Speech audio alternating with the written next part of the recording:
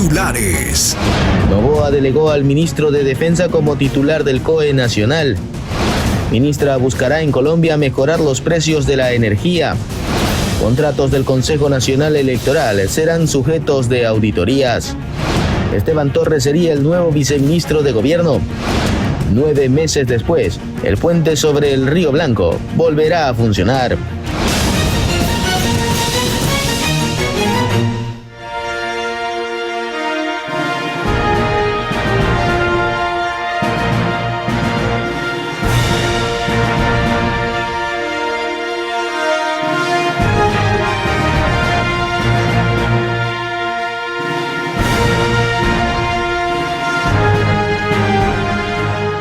¿Qué tal, amigos televidentes de Ecuador y el mundo? Bienvenidos.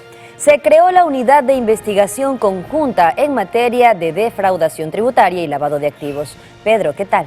Katy, televidentes, a esta lucha se unen los Ministerios de Gobierno e Interior, así como el Servicio de Rentas Internas y la Unidad de Análisis Financiero y Económico, UAFE. Buenos días, aquí iniciamos Noticias Oromar, primera emisión.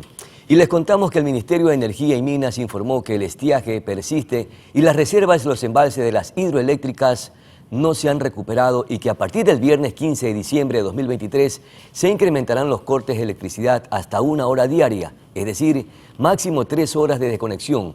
Además, la entidad agregó que no habrá racionamiento de energía eléctrica a escala nacional los días 23, 24 y 25 de diciembre por Navidad, así como el 30, 31 de diciembre de 2023 y 1 de enero de 2024, por motivo de fin de año. La cartera de Estado anunció también soluciones emergentes a la crisis, entre esas, que se lleve adelante el proceso de compra de energía offshore a través de una convocatoria de expresiones de interés y que la ministra Andrea Robo viajará hasta Bogotá para mantener reuniones con su homólogo de Colombia con el fin de coordinar temas regulatorios y mejorar los precios de comercialización, conjuntamente que iniciaron en una campaña de sensibilización que involucra a los sectores industrial, residencial, comercial y ciudadanía en general. Y luego de que la Comisión de Fiscalización no lograra calificar el juicio político contra el exministro de Energía, Fernando Santos, desde distintas bancadas han reaccionado e incluso algunos defendieron dicha decisión. Desde distintas bancadas han mostrado su apoyo a la decisión de no calificar el juicio político contra el exministro de Energía, Fernando Santos. Esta cuestión de acelerar, y nosotros no vamos a utilizar las estrategias, las maniobras. La comisión al menos tiene elementos, tiene seres humanos absolutamente analíticos. Y por eso es que nosotros no vamos a prestar para eso. Si nosotros tenemos una documentación certificada por Secretaría de la Asamblea que debe discutir orden de prelación, estamos de acuerdo, pero no saltar el procedimiento por algunos vicios de intención estratégica. De hecho, desde el oficialismo también se explicó cuál es el proceso para resolver los juicios pendientes antes que los recientes. Nosotros habíamos llegado a la Comisión de Fiscalización y habíamos pedido, lo primero es conocer cuál es el estado de los juicios pendientes que la Asamblea anterior había generado. Y para eso se pidió un informe jurídico que ha sido enviado por partes. El 28 de diciembre se confirma mediante un acta de entrega que los archivos y los documentos de 6 juicios pendientes que tenía la Asamblea anterior están dentro de la comisión. Y luego, mediante un documento enviado también por la asesoría jurídica, se ratifica que al haber un vacío legal existen los juicios pendientes, pero que de la continuidad o del archivo de esos juicios pendientes va a depender del propio Pleno. Es decir, que esto tiene que ser conocido por el Pleno, la máxima autoridad. Sin embargo, para Sofía Espín, legisladora del correísmo, todo esto no es un argumento para no haber dado paso al juicio contra Santos.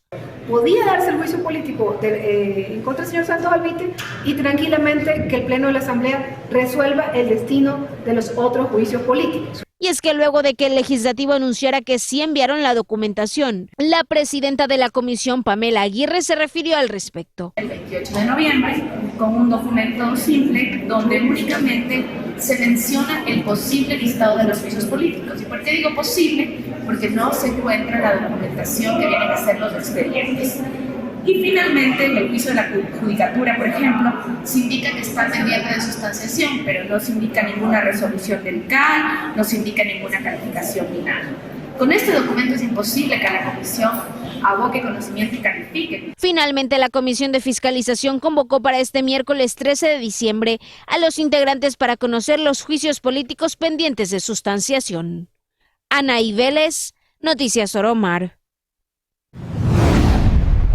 Y mucha atención porque este 12 de diciembre la bancada del Movimiento Construye presentó un pedido de juicio político en contra del presidente de la Judicatura, Wilman Terán, y los vocales Maribel Barreno y Javier Muñoz. El pedido fue presentado por el asambleísta Jorge Peñafiel, con 40 firmas de respaldo que incluye a la bancada del Partido Social Cristiano y al oficialista Acción Democrática Nacional. Según Peñafiel, el pedido es por supuesto incumplimiento de funciones, por los actos irregulares en el manejo de los plenos, sanciones disciplinarias y sobre todo por las omisiones al no sancionar a los jueces que liberan a delincuentes.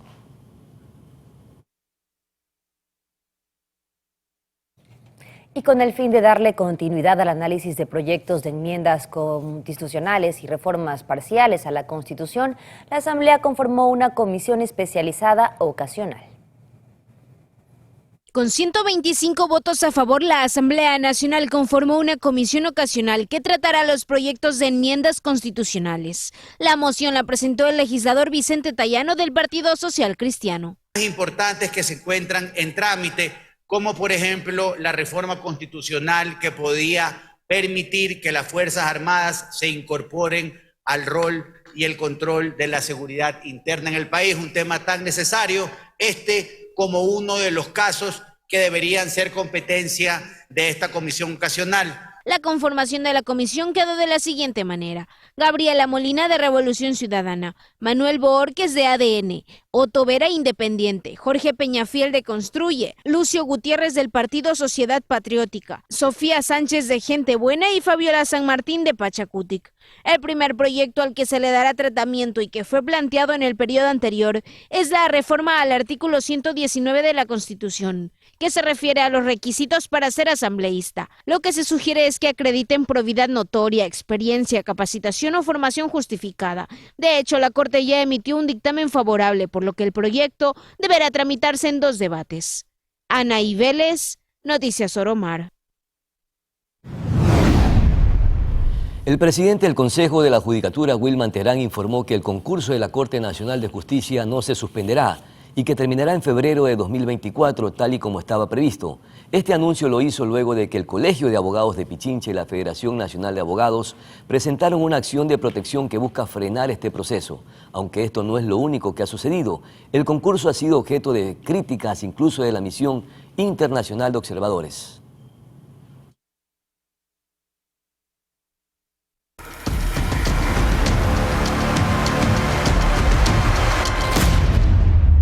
Avanzamos con más. El Comité Técnico Ciudadano para el Desarrollo del Aeropuerto de Manta, en Manabí, asegura que hacen falta recursos económicos para el mantenimiento de la terminal aérea. Se reportan desde inconvenientes en la climatización, agua potable, sistema eléctrico y sanitario. Al año de haber sido entregado, hay serios daños en el aeropuerto. Hasta este momento hay 8 baterías sanitarias por lo cual están desprendidas, no funcionan y siguen cerrando cada día más baterías sanitarias, por lo cual el aeropuerto tiene un olor terrible, pésimo, como a baño público sucio. Aeropuerto de Manta, otra vez, sí, y hablamos de ese mismo proyecto que atravesó más de media década para ser construido, y ni qué decir para que haya una conexión internacional. ¿Acaso una emergencia operativa? De no ser por nuestra intervención básica, absolutamente básica, el aeropuerto podría tener que cerrarse por falta de operación, lo cual evidentemente no lo vamos a permitir. No hay climatización, el aire acondicionado, hay áreas que no funcionan en el aeropuerto, hay afectación al alumbrado eléctrico, hay falta de agua potable en la torre de control, hay riesgo de que colapsen el sistema hidrosanitario por las lluvias, existen falta de señalización adecuada en el área de parqueaderos para evitar accidentes. Además, en tema de la construcción aún existen procesos no claros. La problemática se da porque en este proceso, seguimos en un proceso intermedio que diría que estamos en el limbo. Los constructores entregaron aproximadamente hace un año el aeropuerto bajo una entrega provisional, que por supuesto debe ser revisado aún en las condiciones en que se entregaron, pero dentro del acta de entrega se determinó que ellos ya no corrían con el mantenimiento. Por su lado, el METOP no termina de recibir las obras porque este aeropuerto está ligado a otras obras, productos de la reconstrucción, a obras ligadas que se ejecutan en Esmeraldas, y por lo tanto tampoco el METOP hoy por hoy tiene la responsabilidad del mantenimiento de las instalaciones aeroportuarias. A su vez, la DAC manifiesta que todavía el METOP no le entrega el aeropuerto. Es decir, nadie se hace responsable, como lo da a conocer el Comité Técnico Ciudadano. Conjuntamente se suman los lentos o trabados procesos para su concesión, que es otro capítulo que aún no es claro. Nosotros hemos venido peleando porque se le dé la transferencia del aeropuerto a la ciudad, precisamente porque siempre desde el gobierno central la atención ha sido de lo más deficiente. Es más, recordemos que un Estado que no tiene dinero. Quiero hacerles conocer, poner en su conocimiento que hoy en la actualidad la Dirección General de Aviación Civil recoge en todo el país 60 millones de dólares. De esos, el 50%, 30 millones de dólares del Estado central regresa a la Dirección General de Aviación Civil para el presupuesto de todos los aeropuertos. De esos 30 millones, el 70% se va en gasto corriente y solo quedan 9 millones para todos los aeropuertos del Ecuador. Y solo el recapeo del aeropuerto de la isla San Cristóbal a cargo del Estado vale 9 millones. Ahora comprenden por qué no hay para papel higiénico en Manta. Sobre este aeropuerto, asimismo hay otras cosas pendientes, como la segunda planta que no está operativa. Y por ahora, desde el Comité Técnico indicaron que enviarán una carta a Roberto Luque, ministro de Transporte y Obras Públicas, explicando la problemática. Belén Mendoza, Noticias Romar.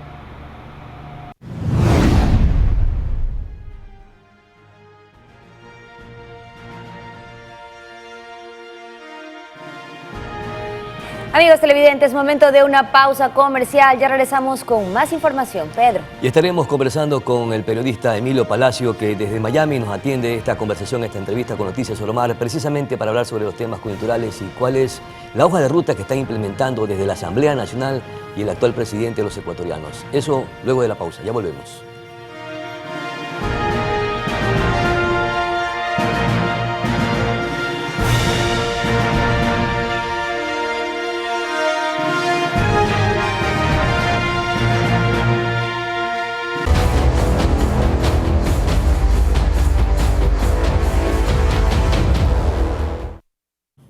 Gracias por seguir con nosotros. Tal y como estaba previsto, el Pleno de la Asamblea Nacional inició con el primer debate de informe sobre la reforma tributaria enviada por el presidente de la República.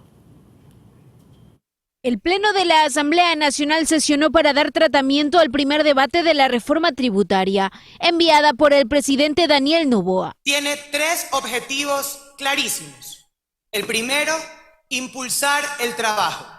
El segundo, atraer la inversión al Ecuador. Y el tercero, promover una recaudación para poder cumplir con parte del déficit fiscal histórico con el que ha asumido el gobierno de nuestro presidente Daniel Noboa. De hecho, el legislador Jorge Acaiturri expuso algunas propuestas que considera necesarias. La enajenación ocasional de bienes, a la cual se le iba a cobrar un impuesto. Nosotros creemos que esto no es correcto. Como concepto, funcionaba como un impuesto al patrimonio, por lo cual nos hemos opuesto a la misma y se ha eliminado de esta ley. Mientras que desde el correísmo, la asambleísta Katiuska Miranda informó que ellos plantearon algunos cambios y sugerencias que le harán llegar a la comisión. Tienen que poder responder a lo que sucede también en nuestros territorios, a las deudas que tienen con nuestros gobiernos autónomos, que empiezan a desacelerar y a paralizar todo el territorio del Ecuador. Además, es de suma importancia para el Ecuador un proceso de aprobación de zonas francas que sean nuevamente complementarias y competitivas en una redistribución geográfica real. Por su parte, Viviana Veloz puso en análisis la incorporación de impuestos a otros sectores. ¿Por qué no incorporar, por qué no implementar un impuesto extraordinario a la banca, que ha tenido grandes utilidades, incluso la pandemia. ¿Por qué no implementar dentro de este proyecto de ley económico urgente un impuesto extraordinario a las farmacéuticas, que a pesar del dolor y la muerte en la pandemia, también tuvieron grandes ingresos? ¿Por qué no incorporar dentro de este proyecto de ley también un impuesto a las empresas de telefonía móvil? Y tras más de 18 intervenciones, el Pleno finalizó el debate, por lo que el proyecto deberá ser devuelto a la comisión para que acoja recomendaciones. Anaí Vélez, Noticias Oromar. En otro tema, el gobierno de Daniel Noboa nombró a los nuevos gobernadores en las provincias de Santo Domingo y Los Ríos. Esta sería la tercera vez que ocurre un cambio. Recordemos que el 12 de diciembre el régimen derogó el decreto ejecutivo 70 que nombraba un día antes a Consuelo de Jesús Yumbo como gobernadora de Santo Domingo, en reemplazo del coronel Silvio Dávila. Ahora el nuevo representante en esta provincia es Marco Quesada. Por su parte, en Los Ríos, el gobierno designó a Edison Valencia en lugar de Fausto Rosero, quien a su vez reemplazó a Juan Aroca Plaza. A su vez, la ministra Mónica Palencia nombró como nuevo viceministro de Gobernabilidad a Esteban Torres, quien lo confirmó a un medio radial a pesar de no haber presentado su declaración jurada en Contraloría. Torres fue legislador en el gobierno de Lenín Moreno y asambleísta con Guillermo Lasso por el Partido Social Cristiano, quienes le desearon éxitos, pero se desmarcaron de sus actuaciones.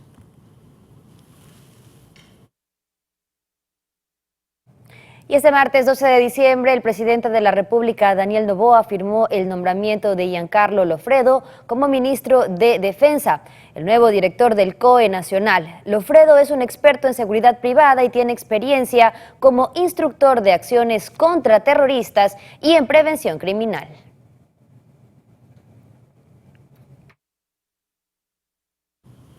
Mediante decreto ejecutivo, el presidente de la República, Daniel Noboa, designó a María José Pinto como titular de la Secretaría Técnica Ecuador Crece Sin Desnutrición Infantil, reemplazando a Joana Jarrín, quien estuvo al frente de la Secretaría en calidad de encargo desde el 4 de diciembre.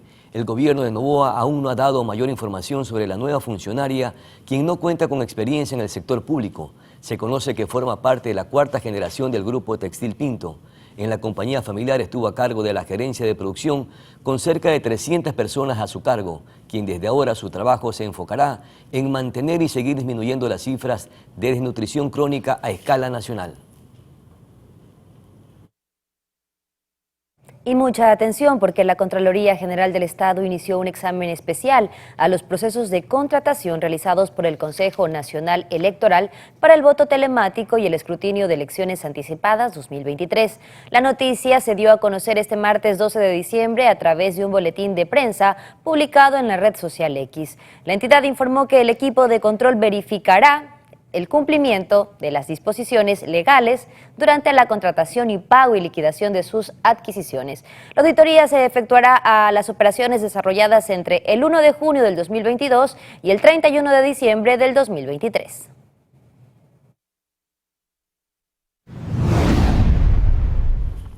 Y el ministro de Transporte y Obras Públicas, Roberto Luque, anunció una alianza público-privada en su visita al Cantón Santo Domingo. Hasta el puente sobre el río Toachi del Cantón Santo Domingo llegó el ministro de Obras Públicas, Roberto Luque, para allí mencionar que la brecha de infraestructura es alta en el país y por eso se pretende ejecutar una alianza público-privada para intervenir las vías estatales como la vía Santo Domingo-Las Mercedes Los Bancos. Y que una de las soluciones que tenemos que tomar ahora y que van a ayudar muchísimo es el tema de la ley que está ahorita en la Asamblea, sobre todo con el tema de las inversiones público-privadas, que nos va a permitir cerrar esa brecha con inversión privada.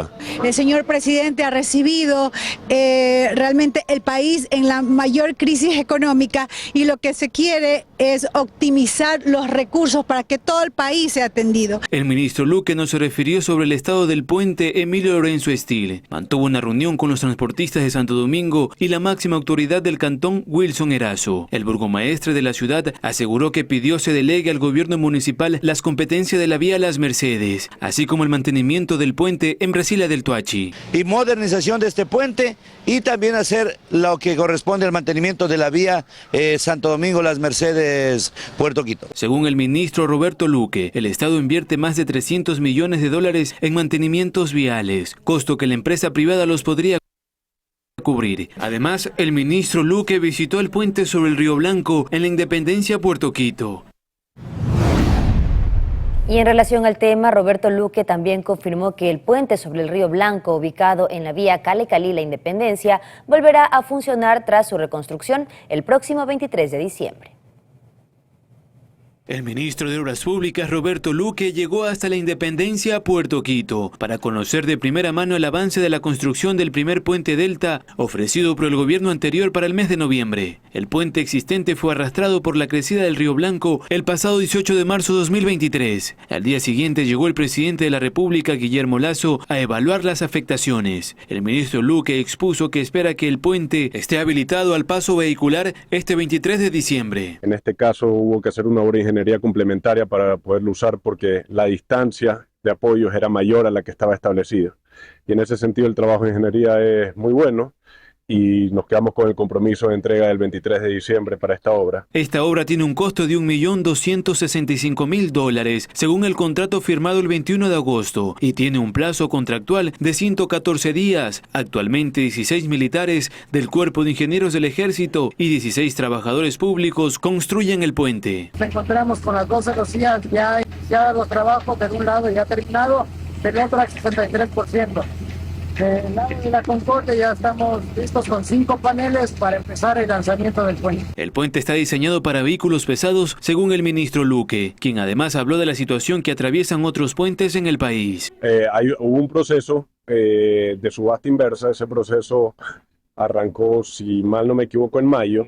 Una verificación de producción nacional que salió positiva y cuando nosotros llegamos había un informe que recomendaba declarar desierto, que nosotros lo estamos revisando y estamos tratando de rescatar ese proceso por la avenida del fenómeno del Niño. Las bases del puente están terminadas en ambos lados y en 10 días como máximo, es decir, el 23 de diciembre, los ingenieros esperan comenzar con los trabajos complementarios.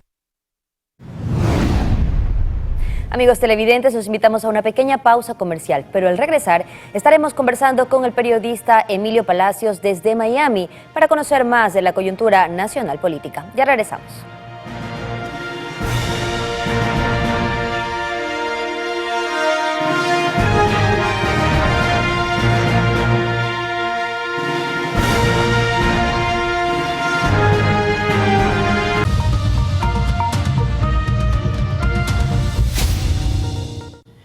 Y una masacre familiar ha dejado consternación, conmoción e indignación en los ecuatorianos. Este acto criminal sucedió en uno de los sectores populares de Guayaquil y mientras suceden actos violentos que se mantienen y no se logra frenar estos crímenes que no solamente se suscitan dentro de las calles de nuestro país, sino que también en las cárceles, el Ejecutivo aún no adopta medidas contundentes para frenar la inseguridad en el país. Y tenemos una Asamblea Nacional que parece ser que está enfrascada precisamente en estos juicios políticos. Este es el escenario que está viviendo el país y por el cual tenemos en estos instantes a nuestro invitado Emilio Palacio, periodista reconocido del país y que nos atiende desde Miami. Con este escenario, Emilio, ¿hacia dónde nos conducen? Bienvenido. Buenos días, un saludo para su equipo y un saludo para todos los que nos están escuchando y viendo. Creo que la situación política en el Ecuador, deberíamos los ecuatorianos darnos cuenta de que durante un tiempo va a ser difícil. No podemos esperar, por ejemplo, el tema de la seguridad que se resuelva de la noche a la mañana. El tema de la inseguridad es como una enfermedad cuya cura todavía no se descubre. Nadie sabe cómo se hace para acabar con la inseguridad. Se puede prevenir la inseguridad, se puede impedir que ésta se desarrolle y se extienda, pero cuando eso ocurre, cuando ya la delincuencia está en la calle, entonces es muy complicado regresar a la situación anterior. Yo ya lo venía diciendo en el gobierno anterior, cuando escuchaba voces un poquito impacientes de que esto, ¿por qué no se arregla? ¿Por qué no se arregla? Bueno, Lamentablemente tengo la mala noticia, y espero no caer mal, porque el que da malas noticias siempre cae mal, es de que esto no se va a solucionar tan fácilmente. ¿Por qué motivo? Porque la causa fundamental de esta desatada violencia que estamos viendo, aunque parezca extraño, es política. Los narcotraficantes y los delincuentes se dieron cuenta en algún momento en los 2 últimos años de que el Ecuador no tenía una autoridad fuerte que pudiese conducir al país. Es más, que el país estaba dividido políticamente, polarizado políticamente, y cuando esa situación ocurre es muy fácil derrotar a un enemigo. Para ellos el enemigo es la seguridad del Estado. Se dieron cuenta de que los ecuatorianos, en vez de unirnos contra los delincuentes, nos peleamos entre nosotros mismos. Es decir, le hacen juicio al ministro de Seguridad del gobierno anterior. Acá empiezan a quejarse de que el gobierno no hace nada, practican ese deporte de ataca al gobierno de turno, que es la mejor estrategia para ganar las próximas elecciones. Mi estimado Emilio, pero el presidente Daniel Noboa ya anunció un supuesto plan nacional que lo está instrumentando, y a la vez en la ONU también declaró o expresó o denunció que recibe permanentes amenazas y que también hay un grupo delincuencial bastante peligroso que le está planteando o proponiendo un acuerdo de paz. Pero se deben adoptar medidas contundentes y hasta el momento no escuchamos, o hay que esperar la instrumentación de la consulta popular para precisamente entregar nuevas herramientas políticas, legales, constitucionales para combatir la delincuencia.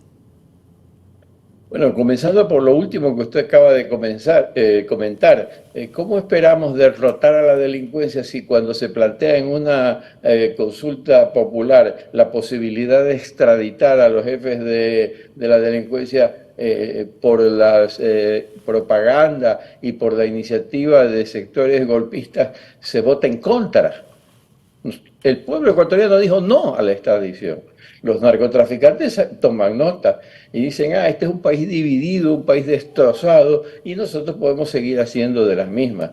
El presidente Noboa permanentemente va a seguir haciendo declaraciones sobre la seguridad, porque además de eso nos encanta criticar al gobierno porque no hace declaraciones, porque habló poco en el discurso, porque no dice esto, porque no dice lo de acá.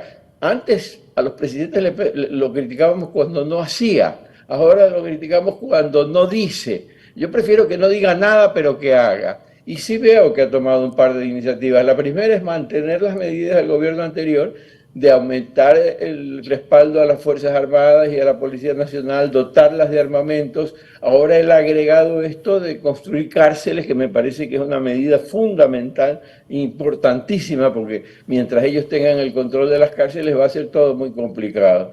Pero repito, esto no va a solucionarse tan fácilmente. Esto va a... Mire usted el ejemplo de Colombia, mire usted el ejemplo de México. Llevan años tratando de enfrentar ese problema y no pudieron. En México cometieron el error de meterse en una guerra contra la delincuencia sin estar preparado el ejército mexicano, y al final el presidente tuvo que retroceder, no le quedó más.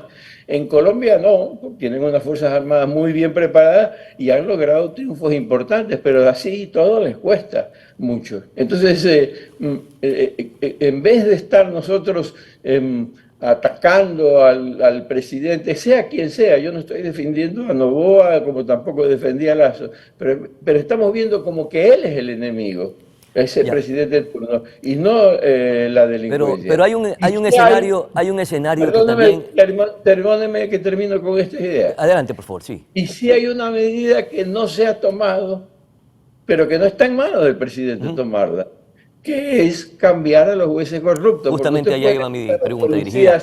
Armamento de alta tecnología, cascos con luces infrarrojas, chalecos que parecen armadura de acero, y si el juez al delincuente que ingresa a la cárcel, porque el policía se lo trae esposado, le dice, sí, quítele las esposas, señor, salga por la otra puerta, vaya nomás, sigan robando, sigan matando, que aquí no pasa nada. Entonces no podemos esperar que cambien la situación. ¿Hay una pretensión, algún interés de contar? La Asamblea Nacional haciendo el juicio político del Consejo Nacional de la Judicatura. Claro, ya iniciaron la solicitud para el juicio político del presidente del Consejo de la Judicatura, que también ha recibido, inclusive a través de una comisión internacional de observadores, las irregularidades y recomendaciones, pero se han hecho caso omiso. ¿Cuáles son las pretensiones de mantener este proceso que algún sector de la población y también expertos están pidiendo que este proceso o este concurso para designar parcialmente a los nuevos magistrados del Consejo Nacional Electoral prácticamente sea declarado nulo?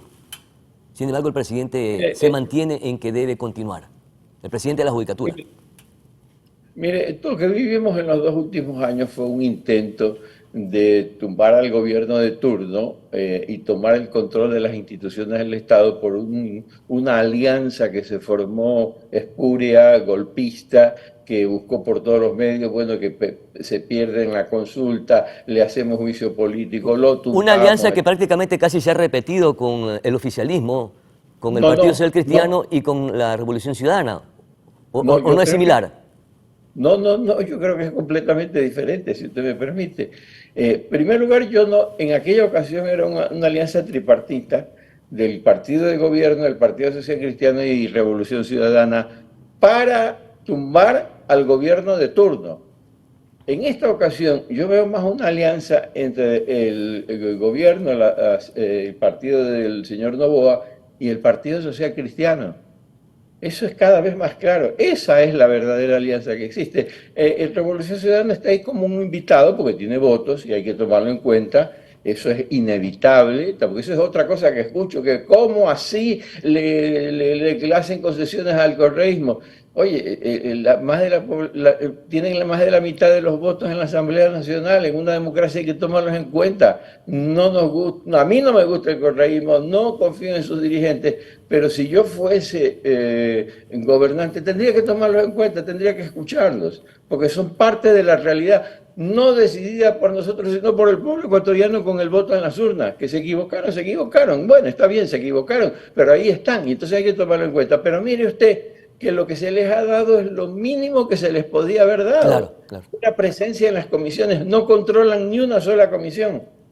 Pero dentro de los temas o de estos acuerdos, hay temas que son públicos, otros probablemente que son ocultos y otros que se estarían develando. Y en ese contexto, ¿cuáles son los temas o cuáles son los espacios que se les está cediendo a la Revolución Ciudadana? Porque ellos están desesperados por los juicios políticos, inclusive a la joya de la corona que le he denominado, que es a la Fiscal General de la Nación. Bueno, yo no veo que se les haya hecho ninguna concesión importante, eso es lo que le quiero decir. Yo creo que al Partido Social Cristiano sí.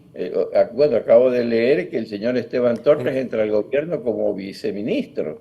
El Partido Social Cristiano dice, bueno, él entra a título personal, pero lo felicita.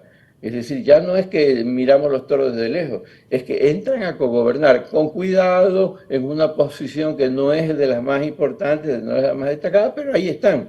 Y a mí no me parece mal que el Partido Social Cristiano haga eso.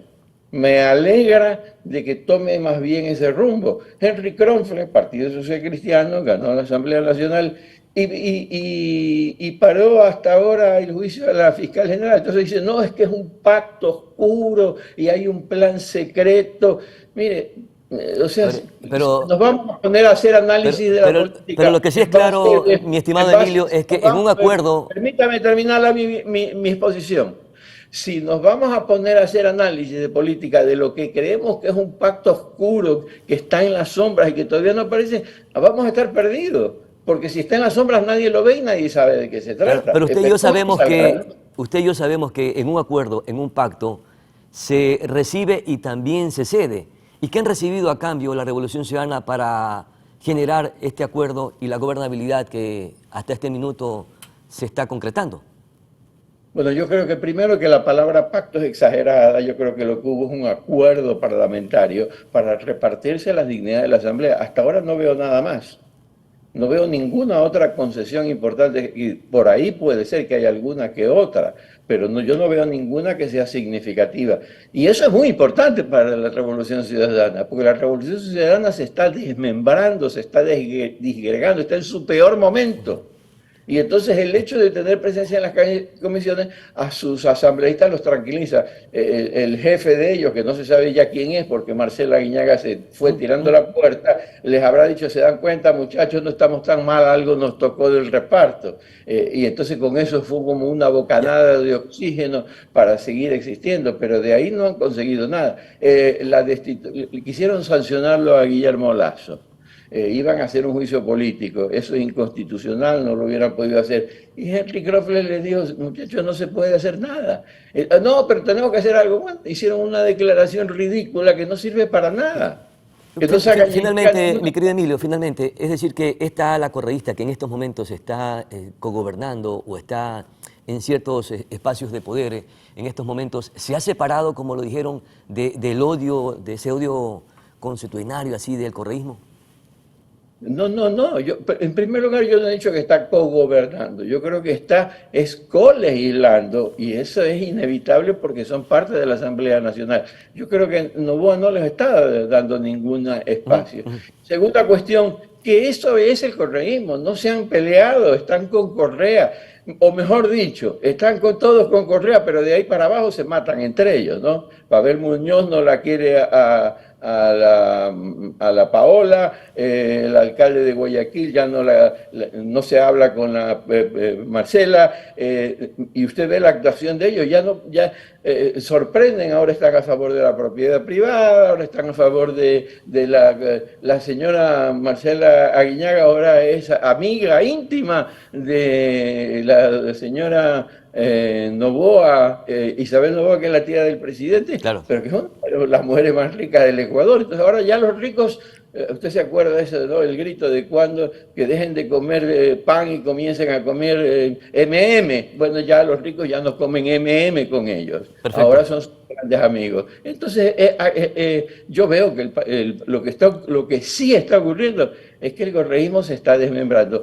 Eso sí, no significa que no tenga fuerza. Desmembrando, pero no debilitando. Muchísimas gracias, mi querido Emilio Palacio, por atender esta conversación con Noticias Oromar desde Miami, y gracias por esos puntos de vista que son sumamente importantes y orientadores. Vamos nosotros a nuestra pausa publicitaria.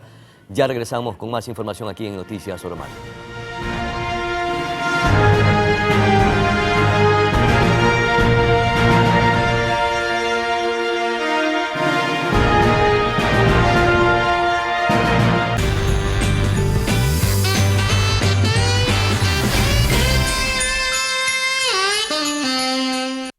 Gracias por seguir en sintonía, amigos. Les contamos que la autorización por parte del Cabildo guayaquileño con el uso exclusivo de venta de monigotes en la calle 6 de marzo genera expectativas entre los comerciantes del sector.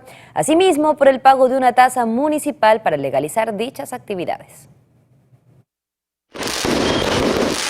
Con la celebración de una feria ciudadana que tendrá la participación de emprendedores, se aspira a abrir la exposición de años viejos en la calle 6 de marzo y otras 2 calles paralelas del centro de la urbe, generando expectativa entre los artesanos de monigotes luego de la aprobación del uso exclusivo en este populoso sector de cara a las fiestas de fin de año. Los vendedores autónomos podrán ejercer sus actividades en las siguientes calles: desde 6 de marzo, desde Franco Dávila hasta Venezuela; Manabí, desde 6 de marzo hasta Lorenzo de Garaycoa; y Francisco Dávila, desde 6 de marzo hasta Lorenzo de Garaycoa. Se establece como prioridad mejorar las condiciones de trabajo y de dinamizar la economía del cantón. Esto de aquí se lo ha construido con 3 asociaciones. Para José Cruz Vallejo, miembro de la Asociación Cultural de los Pioneros, es positiva esta resolución porque permitirá trabajar adecuadamente y con una correcta tasa y no exagerada como se venía haciendo en años anteriores.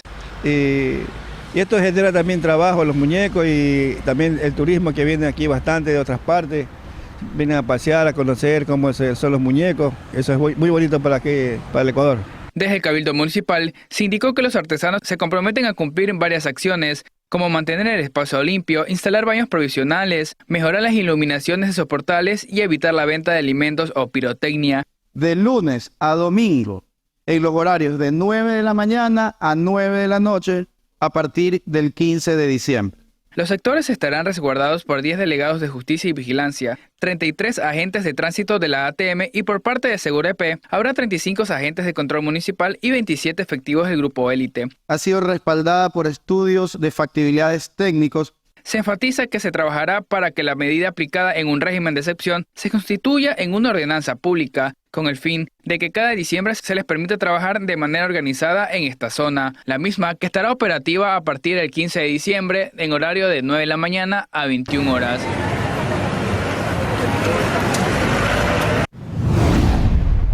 Y este martes 12 de diciembre se llevó a cabo el lanzamiento de la campaña Tu Seguridad, compromiso de todos, que se implementarán en los centros comerciales por las festividades del mes de diciembre. El personal que pertenece a cada distrito va a hacer la ronda de comercio que está dispuesta a través del Comando General, pero también se va a sumar las capacitaciones. Esta es una de varias capacitaciones, son 2 ejes, todo lo que es el manejo con amenazas de explosivos, todo lo que es el manejo de extorsiones y la siguiente semana vamos a continuar con la identificación de moneda falsificada.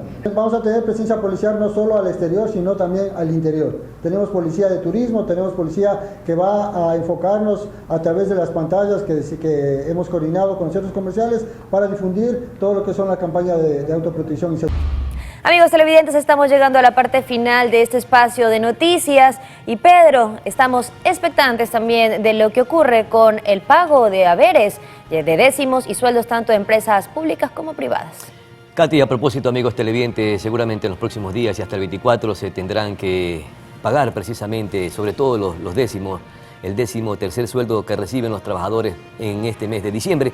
Mañana estaremos conversando con César Coronel a propósito de este tema, el gerente de Defensa y Deudores, para que nos haga algunas recomendaciones cómo administrar este décimo y también no dejarse engañar por esas publicidades engañosas. Con esto estamos llegando a la parte final, como siempre, agradeciéndoles a todos ustedes la amable atención dispensada. Buenos días, felicidades.